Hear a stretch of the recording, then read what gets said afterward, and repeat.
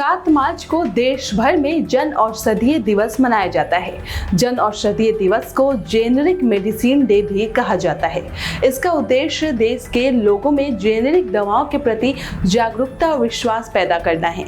ये दिन प्रधानमंत्री भारतीय जन औषधि परियोजना की उपलब्धियों को मनाने का भी दिन है। इस दिन को देश में लोगों को सरकार की स्वास्थ्य सेवाओं के प्रति जागरूकता फैलाने के उद्देश्य से भी मनाया जाता है।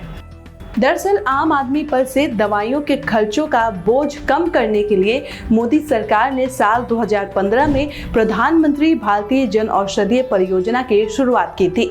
इस योजना में सरकार द्वारा उच्च गुणवत्ता वाली जेनेरिक दवाइयां बाजार मूल्य से कम कीमत पर उपलब्ध कराई जाती है। बहुत से लोगों को ये नहीं पता होता है कि ब्रांडेड दवाओं की तुलना में जेनेरिक दवाएं कम दाम में उपलब्ध होती हैं। इसके साथ ही इनकी गुणवत्ता में किसी तरह की कमी नहीं होती है और इन्हें आसानी से हासिल भी किया जा सकता है। इस योजना में आम नागरिकों को 60 से 70% कम कीमत पर दवाइयाँ मुहैया कराई जाती है। इसके लिए सरकार द्वारा जन औषधि स्टोर बनाए गए हैं, जहां जेनेरिक दवाइयाँ मिलती हैं। आमतौर पर दवाइयों के दाम बाजार से तय होते हैं, जिसमें दवा कंपनियों की दाम तय करने में भूमिका भी होती है। इस वजह से जरूरी दवाइयाँ भी आम लोगों के लिए बहुत महंगी होती हैं।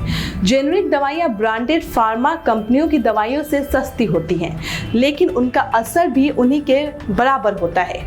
इन दवाओं में सामान्य बुखार, मौसमी बीमारियों से संबंधित दर्द, जुखाम, सर्दी आदि की दवाइयाँ शामिल होती हैं, जिनका आम जीवन में बहुत ज्यादा उपयोग होता है। सरकार इन दवाओं की कीमत करने के लिए विशेष प्रयास करती है और उन्हें सस्ते दामों पर मुहैया कराने का प्रयास भी करती है। जन औषधि दिवस के मौके पर प्रधानमंत्री नरेंद्र मोदी ने आज वीडियो कॉन्फ्रेंसिंग के जरिए इस स्कीम के लाभार्थियों से बात की। इस मौके पर प्रधानमंत्री ने शिलांग स्थित इंदिरा गांधी क्षेत्रीय स्वास्थ्य और चिकित्सा संस्थान में 7500 जन औषधि केंद्रों को देश को समर्पित किया। सीधा शब्दों में समझे तो प्रधानमंत्री भारतीय जन औषधि परियोजना का मकसद लोगों को सस्ती दवाएं उपलब्ध कराना है। इससे सरकार का उद्देश्य आम आदमी तक सस्ती दवाएं पहुंचाने के साथ साथ अपना बिजनेस शुरू करने का मौका देना भी है। सरकार ने जन औषधि केंद्र खोलने के लिए 3 तरह की कैटेगरी बनाई है। पहली कैटेगरी के तहत कोई भी व्यक्ति बेरोजगार फार्मासिस्ट, डॉक्टर या रजिस्टर्ड मेडिकल प्रैक्टिशनर स्टोर शुरू कर सकता है। दूसरी कैटेगरी के तहत trust, NGO, private hospital, society, self help group को अवसर मिलेगा। तीसरी कैटेगरी में राज्य सरकारों की तरफ से नॉमिनेट की गई एजेंसियां होंगी।